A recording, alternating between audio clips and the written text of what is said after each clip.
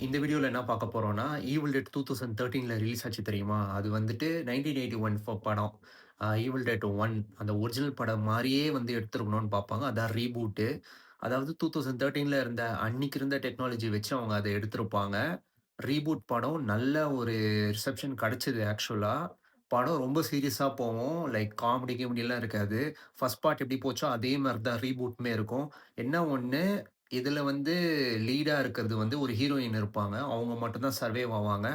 அதாவது evil dead 2ல வந்து ஆஷோட கை வெட்டுன மாரி, இவங்களோட கை வந்து கிளைமாக்ஸ்ல போயிடும். ஒரு ஆர்மே போயிடும். ஸோ இந்த படம் வந்து ரொம்ப ரத்தம் இதுவா இருக்கும்.